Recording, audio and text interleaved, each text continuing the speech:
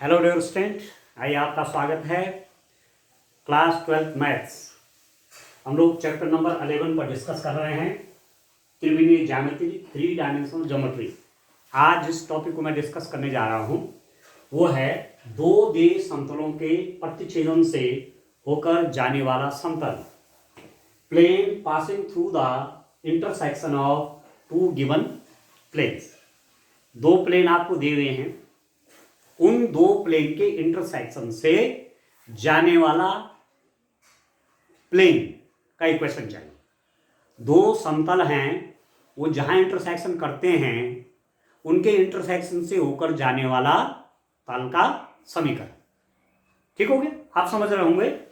जैसे मैं एक प्लेन मेरा ये वाला हाथ है, एक प्लेन ये वाला, ये देखिए, ये दोनों प्लेन कहां पर इंटरसेक्शन हो रहा है, इनका कहां पर एक प्रतिच्छेद कर रहे हैं, यहां पर कर रहे हैं।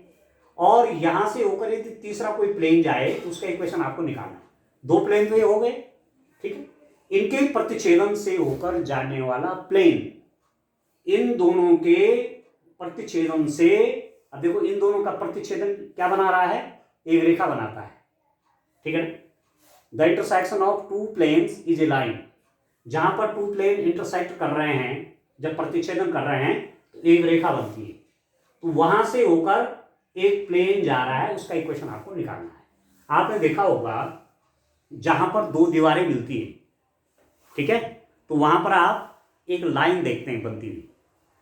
तो दो प्लेन जहां पर इंटरसेक्ट करेंगे, जहां पर प्रतिच्छेदन करेंगे, एक लाइन आपको मिलेगी और उस लाइन से एक प्लेन आपको और पास कराना है। बस ये है टॉपिक, टू प्लेन्स का इंटरसेक्शन और वहां से प्लेन पास कराना है, उसका इक्वेशन आपको निकालना है, ठीक है। तो आप देखिए प्लेन का इक्वेशन डियर स्टूडेंट आप जानते हैं, एक प्लेन मैंने लिखा r dot n1 is equal to d1। एक प्लेन आपका ये है, एक प्लेन का इक्वेशन ये वेक्टर फॉर्म में है। Equation of a plane in vector form ऐसा लिख सकते हैं आप, r dot n1 is equal to d1। दूसरा प्लेन जो है उसका इक्वेशन लिख देता हूं, r dot n2 is equal to d2। ये n1 जो है इस प्लेन पर परपेंडिकुलर है, ये n2 जो है वो इस प्लेन पर परपेंडिकुलर है। n1 इस तल पर लंब है, n2 इस तल पर लंब है, ठीक है। इन दो प्लेन्स के इंटरसेक्शन से होकर जाने वाला प्लेन का equation, plane passing through the intersections of these two given planes. दो दिए समतलों के प्रतिच्छेदन से, दो दिए समतलों के, ये समतल हैं, के प्रतिच्छेदन से होकर जाने वाला समतल का समीकरण आप लिखेंगे। वेक्टर इक्वेशन आप लिख देंगे dear student, r dot n1 plus lambda n2 is equal to d1 plus lambda d2। बस ये वेरी सिंपल, ठीक है। ये इक्वेशन क्या हो गई, ये इक्वेशन प्लेन की हो गई। कौन सा प्लेन? जो प्लेन इस प्लेन और इस प्लेन के इंटरसेक्शन से होकर जा रहा है, उस प्लेन का इक्वेशन हो गया।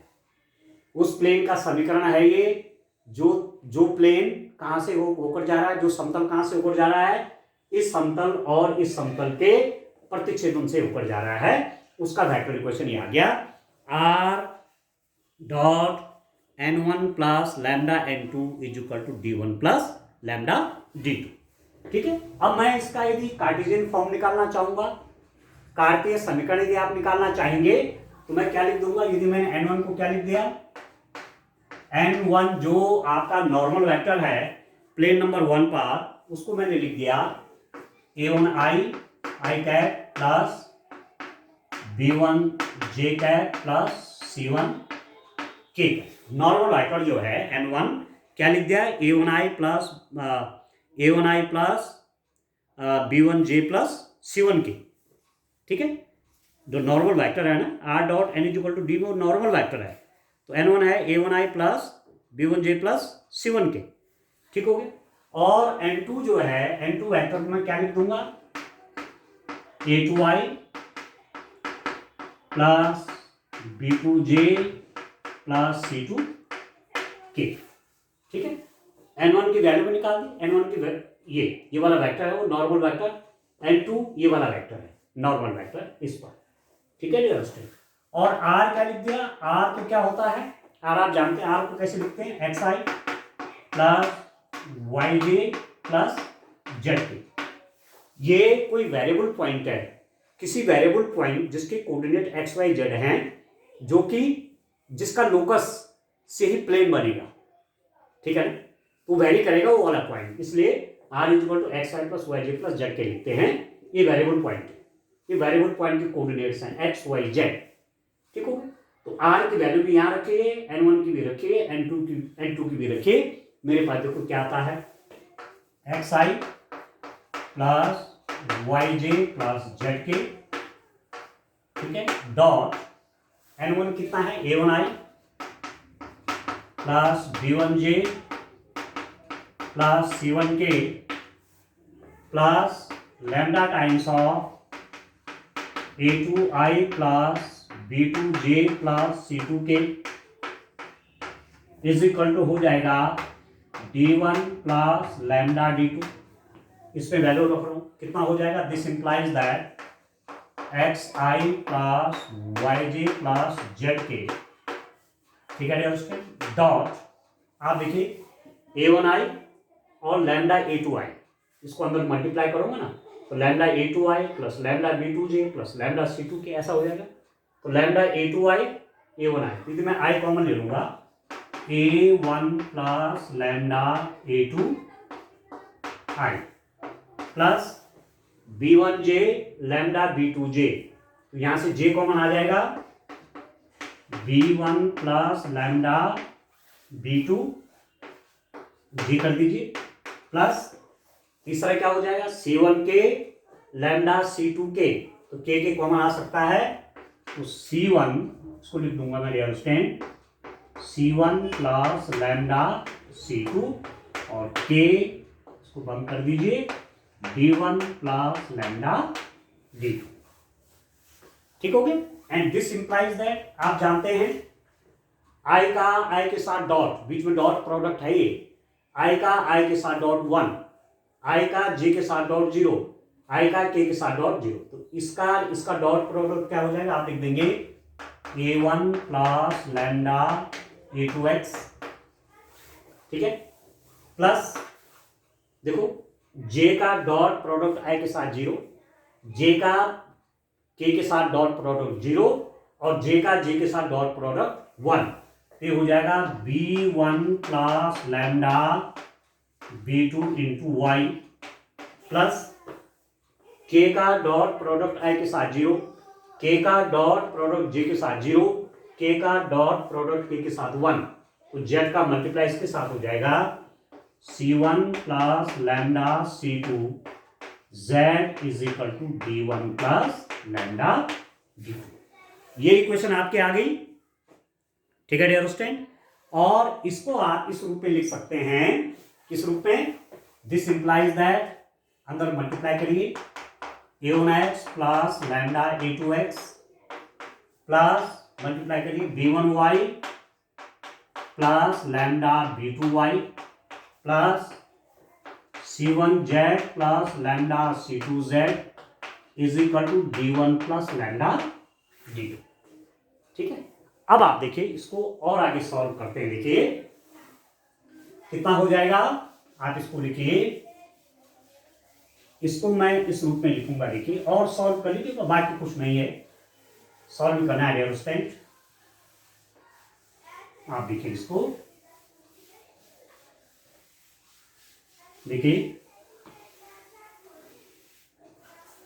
कितना हो जाएगा, a1x, इस रूप में लिखते हैं इसको, a1x प्लस b1y, ये एक साथ प्लस c1z, और एक प्लस d जो राइट हैंड साइड में, उसको लेफ्ट हैंड साइड में ले लूंगा, माइनस d1।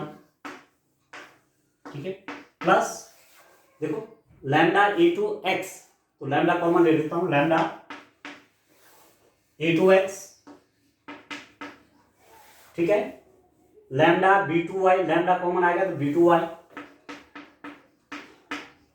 ठीक है, लैम्डा c2z, लैम्डा कॉमन आ गया तो ये हो गया प्लस c2z, और ये लेफ्ट हैंड साइड में आएगा माइनस लैम्डा D2, ठीक है, लेफ्ट हैंड साइड में आ जाएगा ना, तो माइनस लैम्डा D2, लैम्डा मैंने बाहर ले रखा तो minus D2 is equal to 0।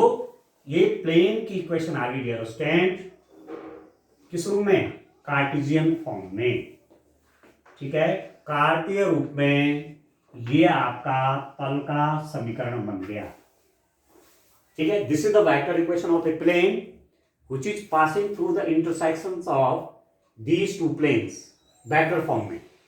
And this is the equation of a plane, this is the Cartesian equation of a plane which passes through the intersection of two planes. ये कार्तीय समीकरण है उस तल का जो कि दो तलों के प्रतिच्छेदन से होकर जाता है, और ये वेक्टर इक्वेशन है, सदिश समीकरण है उस तल की जो कि इन दो तलों के प्रतिच्छेदन से होकर जाता है, ठीक है। तो ये आपको तैयार रखना है, फॉर्मूला बहुत सिंपल है, ये तैयार रखना है।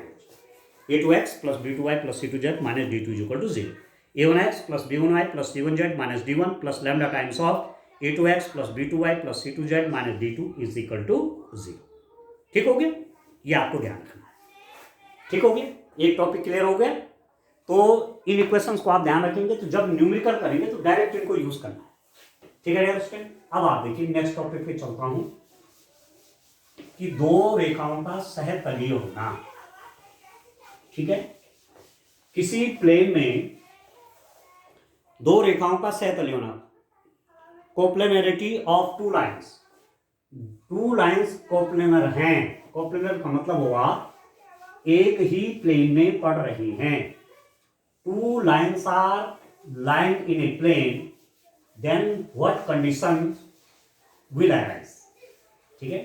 दो रेखाएं एक समतल के ऊपर पड़ रही हैं, तो क्या कंडीशन बनती है, कि कई बार क्वेश्चन आता है कि so that these two lines in a same plane, ठीक है, दिखाए कि ये दो रेखाएं एक ही समतल के अंदर है, एक ही समतल में पड़ती हैं, उसके लिए कंडीशंस है, ठीक है, उसको निकालेंगे।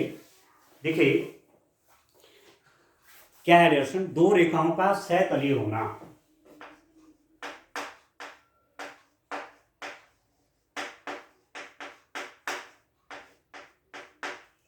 दो रेखाओं का सहतलीय होना,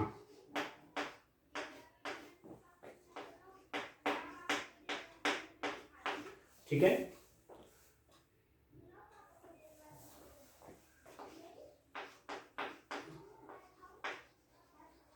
कोप्लेनरिटी ऑफ टू लाइंस, ठीक है, टू लाइंस कोप्लेनर होंगे, कोप्लेनर का मतलब एक प्लेन में होंगे, दो रेखाएं एक ही तल में होंगी, उसके लिए हम क्या कंडीशन निकाल सकते हैं, क्या कंडीशन उसके लिए आती है, इसको डिस्कस करेंगे डेवलपमेंट।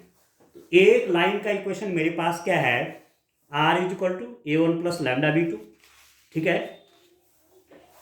एक लाइन का इक्वेशन है r is equal to a1 plus lambda b2, sorry lambda b1, ये लाइन का इक्वेशन है, आपको मालूम है पीछे हमने इसमें डिस्कस किया था, r is equal to a1 plus lambda b1, ये लाइन का इक्वेशन है। ये लाइन उस पॉइंट से ऊपर जाती है जिसका पोजीशन वेक्टर ये है, और ये लाइन इस b1 वेक्टर के पैरेलल है, ये आप जानते हैं, ठीक हो गया। दूसरा इक्वेशन मैंने लाइन का क्या लिखा, दूसरी लाइन का equation a2 plus lambda b2, ठीक है। दूसरा लाइन का इक्वेशन ये है a2 प्लस लैम्डा b2, ये, ठीक है स्टूडेंट। तो ये जो दो पॉइंट है आपके पास a1 और a2, आ रहा समझ में, ठीक है ना। a1 जो पॉइंट है, ये लाइन जिस पॉइंट से ऊपर जाए, मानो वो पॉइंट आपका a पॉइंट है, ये लाइन जिस पॉइंट से ऊपर जाती है वो पॉइंट b है, उसका पोजीशन वेक्टर ये है। तो यदि आप ए बी निकाल देंगे, ए बी वेक्टर निकाल देंगे, तो हो जाएगा आपका a2 माइनस a1, ठीक है, ये तो आप जानते हैं, ठीक है स्टूडेंट। ए का पोजीशन वेक्टर ए है, बी का पोजीशन वेक्टर, ए का पोजीशन वेक्टर क्या है, ए है, ओरिजिन के रिस्पेक्ट में देखते हैं ना, ये इसका पोजीशन वेक्टर a1 है, इस बी पॉइंट का पोजीशन वेक्टर b1 है, सॉरी a2 है। तो यदि आप ए बी निकालना चाहेंगे तो ए बी कैसे निकलेगा, ए बी वेक्टर हो जाएगा a2 vector minus a1 vector, ये आप जानते हैं। This plus this is equal to this, a1 plus a b vector is equal to a2 vector. तो यदि आप ए बी निकालना चाहेंगे तो a2 माइनस a1 हो गया, तो ए बी वेक्टर हो गया आपके पास a2 माइनस a1। ये उस प्लेन में पड़ेगा, ठीक है, ये उस प्लेन में पड़ेगा जहां ये दो लाइनें हैं। आ गया समझ में। अभी जो b1 क्या है, इसके पैरेलल है, b2 क्या है, इसके पैरेलल है, ठीक है। और यदि मैं b1 क्रॉस b2 निकाल दूं, माना ये लाइन इस प्लेन में है, ये लाइन इस प्लेन में है, इस प्लेन में ये भी है, ये भी है, ठीक है। तो ए बी जो वेक्टर आया a2 माइनस a1, ये पूरा इस प्लेन में आ जाएगा। b1 क्या है, ये लाइन इस b1 के पैरेलल है, ये लाइन इस b1 के पैरेलल है। यदि मैं इन दोनों का क्रॉस मल्टीप्लिकेशन बनाऊंगा तो इसका क्रॉस मल्टीप्लिकेशन इस b1 पर भी परपेंडिकुलर होगा और b2 पर भी परपेंडिकुलर होगा। कहने का मतलब होगा ये इस लाइन पर भी परपेंडिकुलर होगा और ये इस लाइन पर भी परपेंडिकुलर होगा। ये इस लाइन पर भी परपेंडिकुलर, इस लाइन पर भी परपेंडिकुलर है, तो वो इस पर भी परपेंडिकुलर होगा। तो आप लिख सकते हैं a2 minus a1 dot b1 cross b2 is equal to 0। यह है कोप्लेनरिटी की कंडीशन, ठीक है दोस्तों। a2 minus a1 dot b1 cross b2 is equal to 0। यदि ऐसा हो जाए, ठीक है, टू लाइंस का आपके पास इक्वेशन दिया रहेगा। यदि दो लाइन के वेक्टर इक्वेशन आपको दिए हुए हैं, लाइन नंबर 1 लाइन नंबर 2, ठीक है, वहां a1 देख लीजिए, a2 देख लीजिए, b1 देख लीजिए, b2 देख लीजिए। a2 माइनस a1 और b1 और b1 क्रॉस b2, इन दोनों का डॉट प्रोडक्ट यदि 0 आ गया, it mean this line and this line lies in the same plane, ठीक है। ये लाइन और ये लाइन एक ही तल में होंगे यदि ये कंडीशन आती है। अदरवाइज यदि 0 नहीं होगा तो वो एक प्लेन में नहीं पड़ेगी, ठीक है। तो आप इसको चाहो तो इस ढंग से देख सकते हैं डियर स्टूडेंट। अब यदि इसी का मैं यदि कार्टेशियन फॉर्म बना लूं, क्योंकि लाइन या तो वेक्टर फॉर्म में होगी लाइन का इक्वेशन, या तो कार्टेशियन फॉर्म में होगी। तो वेक्टर फॉर्म में तो ये आ गया, ठीक है। दो रेखाओं का सहतलीय होने के लिए कंडीशन है, कोप्लेनरिटी ऑफ टू लाइंस, ये कंडीशन है। ये तो वेक्टर फॉर्म में हो गया। यदि कार्टेशियन में आपको चाहिए तो ये लाइन माना इस पॉइंट से ऊपर जाए x1 y1 z1, ये लाइन इस पॉइंट से ऊपर जाए x2 y2 z2, ठीक है। तो जो मैंने ए बी निकाला था, ए बी वेक्टर कैसे निकालते हैं आप, x2 माइनस x1i इसको निकालते हैं, plus y2 minus y1j plus z2 minus z1k, ऐसा आप निकालते हैं, ठीक है दोस्तों। आपने ए बी वेक्टर ऐसे निकाल दिया, आ रहा समझ में। और b1 को मैं क्या लिख दूंगा, b1 वेक्टर को मैं लिख देता हूं, जो b1 वेक्टर है इसको मैं मान लेता हूं a1i plus b1j plus c1k। ये b1 और ये b1 अलग है, ठीक है। और b2 वेक्टर को मैं मान लेता हूं a2i plus b2j plus c2k। b1 भी मान लिया, b2 भी मान लिया, ठीक है डियर स्टूडेंट। और इन सब वैल्यूज को मैं कहां रख दूं, इन सब वैल्यूज को मैं यहां रख दूं, a2 माइनस a1 का भी। पहले मैं b1 क्रॉस b2 निकालूं, इन दोनों से आप निकाल सकते हैं, ठीक है।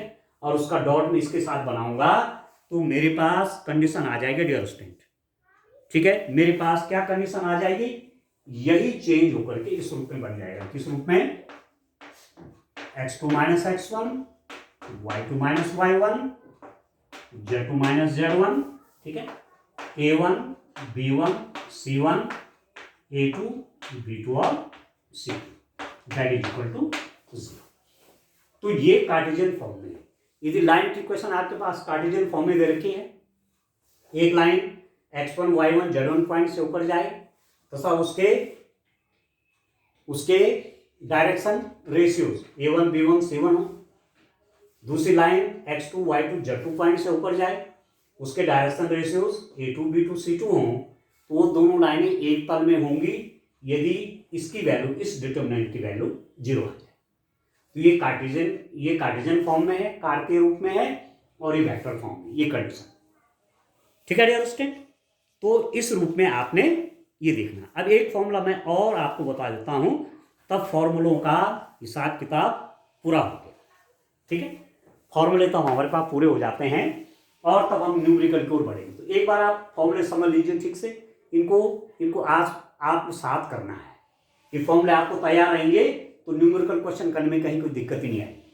ठीक हो, तो चलिए अब अगला जो पॉइंट आपका आता है कि किसी पॉइंट से किसी प्लेन की परपेंडिकुलर डिस्टेंस चाहिए। ठीक है, किसी पॉइंट से किसी प्लेन की परपेंडिकुलर डिस्टेंस निकालें। Find the perpendicular distance of a plane from a point. किसी बिंदु से किसी समतल की दूरी आप कैसे निकालेंगे? तो सीधी सीधी बात है, परपेंडिकुलर डिस्टेंस निकालेंगे। ठीक है, ठीक है डियर स्टूडेंट, आप देखिए समतल से दिए गए बिंदु की दूरी, समतल से दिए गए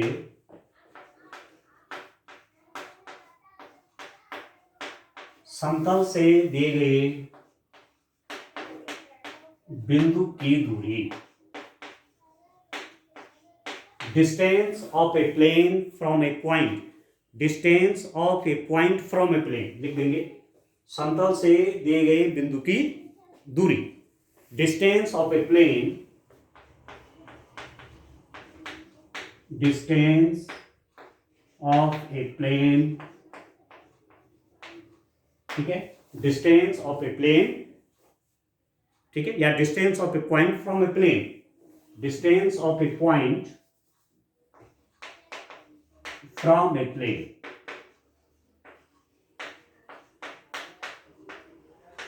देखिए डियर स्टूडेंट, मैं आपसे कहता हूं कि ये कोई पॉइंट है, इस पॉइंट की डिस्टेंस यहां से कितनी है? ये प्लेन है, इस पॉइंट की डिस्टेंस इस प्लेन से कितना है? तो सिंपल सा आप ऐसा करिए, यहां से परपेंडिकुलर ड्रॉप कर दीजिए, क्योंकि perpendicular distance is the shortest distance, सबसे न्यूनतम दूरी होती है और उसी को दूरी कहते हैं। जब भी हम डिस्टेंस की बात करेंगे तो परपेंडिकुलर डिस्टेंस की बात होती है। तो इस पॉइंट से इस प्लेन की डिस्टेंस निकालने का मतलब ये हुआ कि यहां से इस पर परपेंडिकुलर डाल लीजिए, जो ये परपेंडिकुलर लेंथ है यही डिस्टेंस बन जाएगी उस पॉइंट और उस प्लेन के बीच में। ठीक हो गया, तो वेक्टर इक्वेशन मैं लिख देता हूं, किसी प्लेन का वेक्टर इक्वेशन आपके पास इस रूप में है, यदि r dot n is equal to D. ठीक है, r dot n is equal to D, ये इक्वेशन है किसी प्लेन का। ठीक है डियर स्टूडेंट, n क्या है? इस प्लेन पर नॉर्मल है, नॉर्मल वेक्टर है कोई, r dot n is equal to 0। ठीक है, और जिस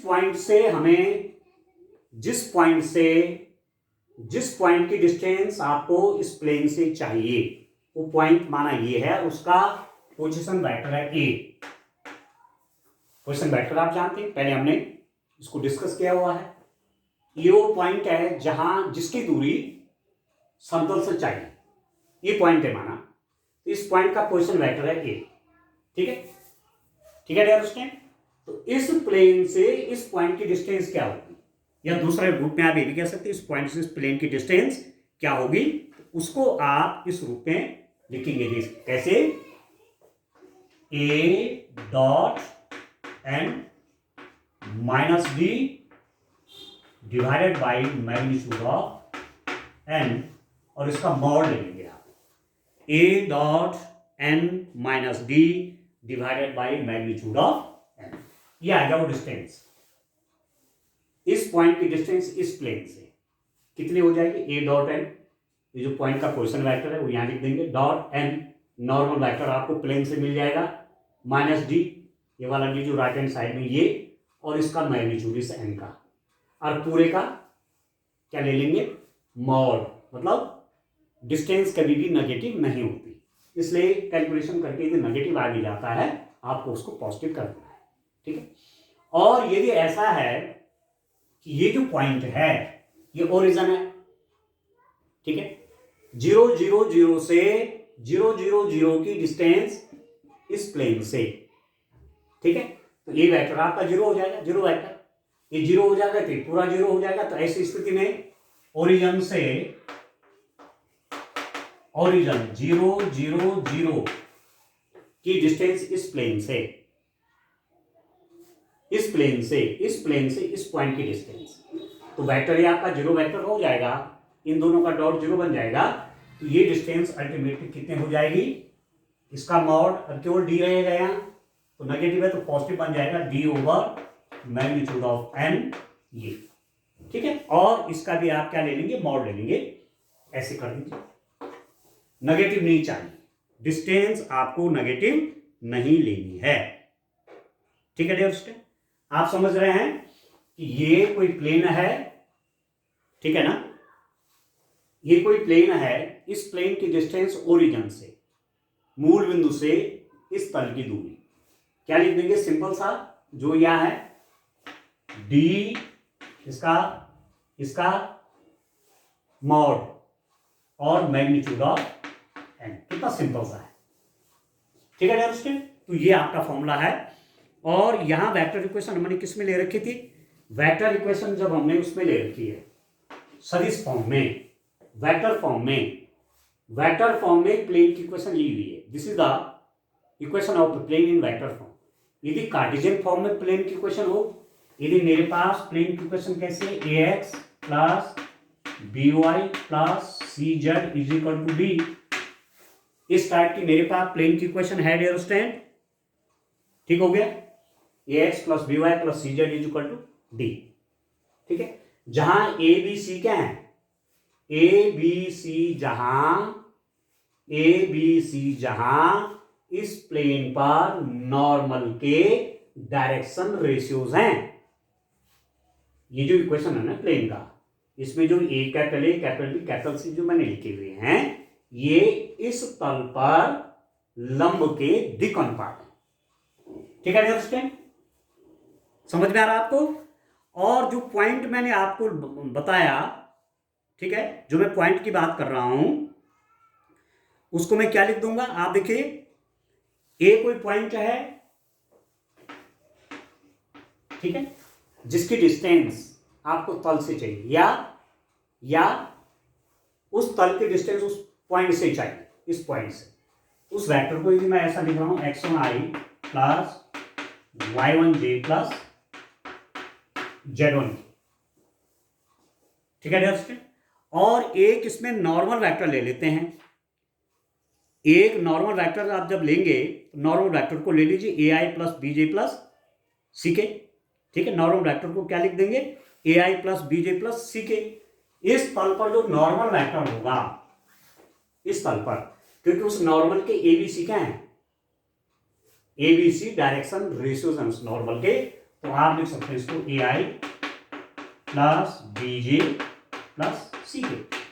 और मैं आपको एक बार पहले भी ये बात बताई थी कि ये कोई वेक्टर है और माना ये ऐसा है, ठीक है, तो ये 2 3 4 इस वेक्टर के डायरेक्शन रेशियोज हैं, ठीक है, ठीक है ना, इस वेक्टर के दिक् अनुपात क्या हो गए, 2 3 4। तो जैसे मैं कह रहा था कि इस प्लेन पर जो नॉर्मल है उसके डायरेक्शन रेशियोज दिक् अनुपात क्या है, ABC, तो वेक्टर हो जाएगा ये नॉर्मल वेक्टर, ये आपका बनता है, ठीक है। ये सब वैल्यूज आप यहां रख लीजिए, ठीक है डियर स्टूडेंट। तो यहां पर इस इक्वेशन में आप रखेंगे, यहां राइट हैंड साइड में स्मॉल डी है, यहां कैपिटल डी है, तो यहां मैं चेंज कर दूंगा कैपिटल डी से, ठीक है। तो यहां पर मेरे पास क्या बन जाएगा, distance of a plane from the point this, Cartesian form में, तो ए मैंने क्या लिख दिया, x1i plus y1j plus z1k, ठीक है डियर स्टूडेंट, डॉट एन आपका ये है ai प्लस bj थोड़ा सा ठीक से जगह पर लिखता हूँ। आप देखिए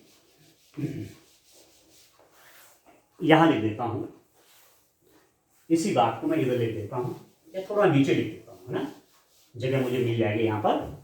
यहाँ लिख देता हूँ ए को मैं क्या लिख रहा हूँ, ये x1i plus y1j plus z1k dot N क्या है, ai plus bj plus ck minus ये डी क्या है, इसमें कैपिटल डी है, डी डिवाइडेड बाई इसका मैग्नीट्यूड, मैग्नीट्यूड किसका, A I plus B J plus C K का, ये ऐसे, ठीक है, अंडरस्टैंड।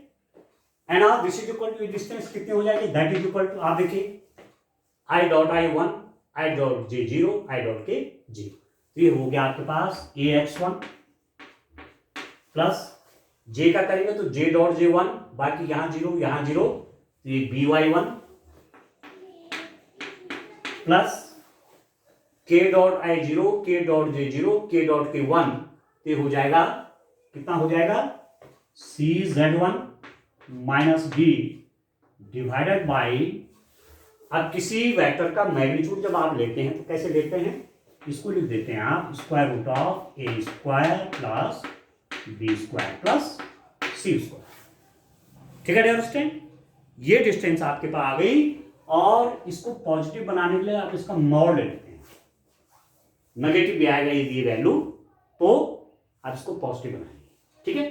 तो कहने का मतलब आपके पास क्या था कि ये कोई समतल है, कार्तीय रूप में समतल का समीकरण है, इस पर बिंदु इतने से परपेंडिकुलर डिस्टेंस, इस समतल की इस बिंदु से दूरी जिसके x1 y1 z1 क्या है, निर्देशांक, वो ये बन जाएगा ये x1, यहाँ पर x1 y1 z1, ये minus D left hand side में आ जाएगा, स्क्वायर रूट ऑफ इसका स्क्वायर प्लस इसका स्क्वायर प्लस इसका स्क्वायर, कितना सिंपल है, ठीक है।